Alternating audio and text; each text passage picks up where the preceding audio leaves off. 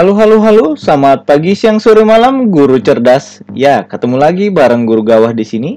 Ya, kali ini saya akan berbagi kepada teman-teman terkait bagaimana sih cara mengerjakan atau mengisi LK 3.1. Nah, seperti apa isinya, kemudian apa saja yang harus diisi.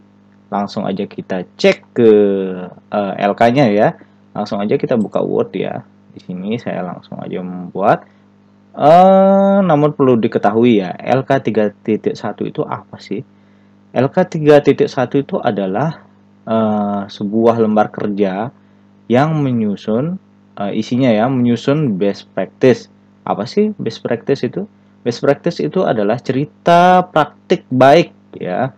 Nah, cerita praktik ini terkait tentang pembelajaran atau proses PPL yang sudah kita lakukan. Nah, di PPG Daljab tahun 2022 ini kita harus menyiapkan dua perangkat ajar ya, dua perangkat ajar. Nah, saat ini rata-rata pasti teman-teman sudah menyelesaikan proses pembelajaran yang kedua. Nah, kali ini kita akan menyusun ya, kita akan mendeskripsikan seperti apa sih hasil dari aksi kita itu ya. Nah, kali ini kita harus menggunakan metode STAR. Apa itu metode STAR? Yaitu situasi, tantangan, aksi, refleksi hasil, dan dampak. Nah, perlu diketahui metode ini baru-baru saja digunakan ya. Jadi benar-benar fresh, benar-benar baru lah gini ya. Nah, disebutkan di sini terkait pengalaman mengatasi permasalahan siswa dalam pembelajaran. Nah, ini titik tekannya. Jadi, analisis ini ya, kita melakukan analisis kemudian kita tuangkan di sini kayak gitu terkait pengalaman mengatasi permasalahan siswa dalam pembelajaran. Nah, permasalahan yang mana? Permasalahan dari PPL 1 dan 2 tersebut. Nah, kemudian kita bedah aja ya satu persatu ya di sini. Di sini ada lokasi ya. Lokasinya contohnya seperti saya di sini, saya bertugas di SD Negeri 3 Genggelang. Nah, lingkup pendidikan di sini kita masukkan sekolah dasar ya. Bisa aja teman-teman misalnya di SMP kayak gitu atau SMA gitu, bisa diatur aja ya, dikondisikan. Kemudian tujuan yang ingin dicapai. Nah, ini tujuan yang ingin dicapai ini disesuaikan dengan LK sebelumnya ya. Nah, seperti saya di sini meningkatkan minat belajar siswa. Itu adalah tujuan yang ingin saya capai. Nah, penulisnya nama teman-teman semua ya. Bisa dimasukkan di sini. Kemudian tanggalnya. Nah, ini tanggal kita melaksanakan PPL 1 dan PPL 2. Tinggal dimasukkan saja ya. Nah, kemudian di sini ada beberapa pertanyaan ya, beberapa pertanyaan atau penjelasan ya, penjelasan yang dibutuhkan ya. Contohnya di sini yang pertama ya, bisa saya katakan yang nomor 1 gitu ya.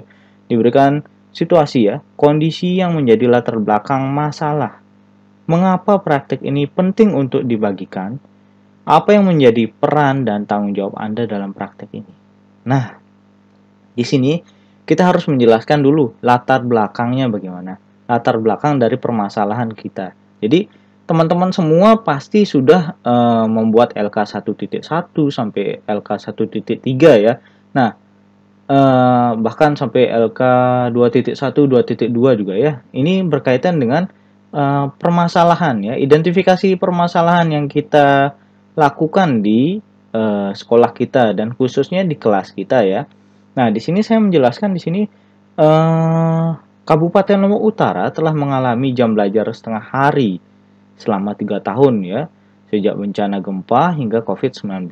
Nah, kemudian dari permasalahan ini terdapat peralihan jam belajar ya dari setengah hari menuju jam belajar normal. Hal ini membuat perubahan drastis pada kebiasaan dan situasi belajar siswa. Nah, di sini kita jelaskan dulu latar belakangnya seperti apa ya. Latar belakang dari masalah yang timbul itu. Nah, kemudian hal ini membuat perubahan drastis pada kebiasaan dan situasi belajar siswa. terdapat beberapa perubahan yang terlihat ya, seperti misalnya tingginya tingkat ketidakhadiran siswa. Bayangkan dari yang anak-anak tersebut belajar di lapangan kayak gitu, terus tiba-tiba diajak langsung ke kelas ya. Kemudian siswa lebih banyak bermain di dalam kelas.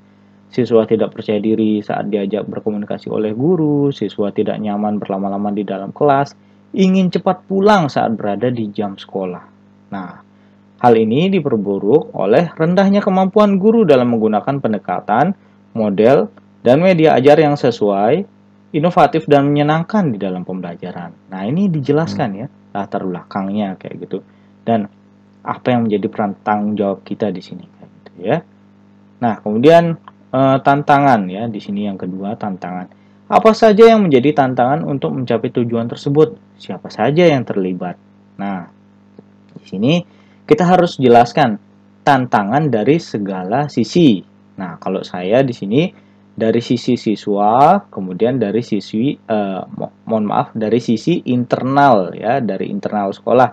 Nah, di sini saya sampaikan di sini setelah melakukan identifikasi masalah ya, melalui observasi, refleksi, dan melakukan pendalaman melalui kajian penelitian relevan, wawancara kepada rekan sejawat, kepala sekolah, serta pengawas, maka ditemukan beberapa tantangan yang terjadi dari sisi siswa. Ya, dijelaskan. Misalnya rendahnya kesadaran siswa untuk bersekolah. Terus yang kedua, rendahnya dukungan orang tua terhadap proses pendidikan anaknya. Ya, itu dari sisi siswa. Nah, ada juga tantangan dari sisi internal sekolah ya, seperti misalnya rendahnya kemampuan guru ya, terus misalnya guru kurang menerapkan TPEK dalam pembelajaran, terus misalnya minimnya sarana dan prasarana yang dimiliki oleh sekolah. Nah, tantangan-tantangan tersebut itu berpengaruh ya dalam proses pembelajaran ya, diterangkan saja di sini. Nah, kemudian aksi kita ya dari setelah kita mengetahui situasi, kemudian tantangannya, kemudian kita ditanya nih aksi kita bagaimana. Kemudian langkah-langkah apa yang dilakukan untuk menghadapi tantangan tersebut? Strategi apa yang digunakan? Bagaimana prosesnya? Siapa saja yang terlibat? Apa saja sumber daya atau materi yang diperlukan untuk melaksanakan strategi ini? Ya, tinggal kita jelaskan ya. Nah, di sini tantangan tersebut bisa diselesaikan ya. Kita jelaskan langkah-langkah kerja kita, misalnya penggunaan pendekatan apa misalnya kayak gitu ya. Pendekatan student center misalnya kayak gitu. Misalnya penggunaan model pembelajaran yang bagaimana gitu, yang menyenangkan. Nah, seperti misalnya di sini saya menggunakan model pembelajaran problem based learning dan project based learning kayak gitu. Nah, saya menggunakan model ini sesuai dengan yang telah saya lakukan di pembelajaran 1 dan 2 kayak gitu. Kita jelaskan juga kenapa kita memilih model pembelajaran ini ya, kayak gitu. Kemudian menggunakan ragam media misalnya kayak gitu. Nah, ini disesuaikan lagi dengan yang telah Bapak Ibu guru lakukan di PPL-nya ya. Nah, contohnya di sini saya menggunakan penggunaan media Canva ya, untuk presentasi, untuk membuat video pembelajaran, saya menggunakan Canva ya. Kemudian menggunakan media berbasis AI, yaitu scan barcode ya. Di sini bisa kita buat menggunakan QR code generator ya. Nah, kemudian menggunakan media pembelajaran berbasis VR kayak gitu. Nah, di sini saya butuh bantuan aplikasi Assembler Edu. Nah, di sana kita bisa melihat ya, bisa melihat sesuatu hal yang abstrak bisa menjadi konkret kayak gitu. Contohnya misalnya di pembelajaran kedua saya kemarin terkait tata surya ya. Anak-anak belum pernah melihat planet, bagaimana bentuknya planet, kemudian warnanya bagaimana, kayak gitu. Nah, dia bisa melihat langsung kayak gitu dengan menggunakan aplikasi VR ini, kayak gitu ya. Kemudian berkait dengan penilaian, ya penilaiannya harus menyeluruh ya, harus lengkap kayak gitu. Mencakup penilaian afektif, kognitif, dan psikomotor, kayak gitu. Nah, kemudian ini yang terakhir nih. Gampang ya. Refleksi hasil dan dampak. Nah, dari langkah-langkah penyelesaian masalah yang kita lakukan, kemudian ditanya nih, bagaimana sih dampak dari aksi dari langkah-langkah yang telah kita lakukan? Apakah hasilnya efektif atau tidak efektif? Mengapa? Bagaimana respon orang lain terkait dengan strategi yang dilakukan? Apa yang menjadi faktor keberhasilan atau ketidakberhasilan dari strategi yang dilakukan? Apa pembelajaran dari keseluruhan proses tersebut? Nah, kayak gitu ya. Nah, teman-teman bisa masukkan di sini. Misalnya di sini seperti saya contohnya dampak dari penggunaan pendekatan student center, model PBL dan PJBL serta penggunaan media yang berbasis alam, AI dan AR, minat dan kemampuan belajar siswa benar-benar meningkat secara signifikan. Misalnya, hal ini terlihat dari aktifnya siswa baik dalam proses pembelajaran maupun saat di luar pembelajaran, misalnya kayak gitu ya. Nah, kondisi ini bermuara akhir pada kemampuan siswa dalam mengkonstruksikan konsep pembelajaran secara mandiri ya, secara mandiri dan meningkatnya nilai afektif, kognitif, serta psikomotor siswa. Nah, di sini teman-teman bisa menambahkan sesuai dengan kondisi Bapak Ibu guru masing-masing ya. Nah, ini hanya contoh ya. Kembali lagi ya, ini hanya contoh. Ini hanya dasar ya, kalau bisa saya bilang, saya membuatnya hanya dasar-dasar saja. Saya yakin Bapak Ibu guru cerdas lainnya bisa membuat yang lebih baik dari milik saya ini. Nah, bagaimana Bapak Ibu guru cerdas? Mudah bukan?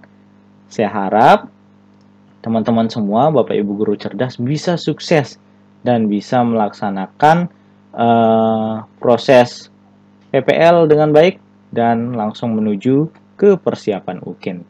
Akhir kata, saya ucapkan terima kasih ya. Jika ada yang mau ditanyakan, bisa langsung ketik di kolom komentar ya.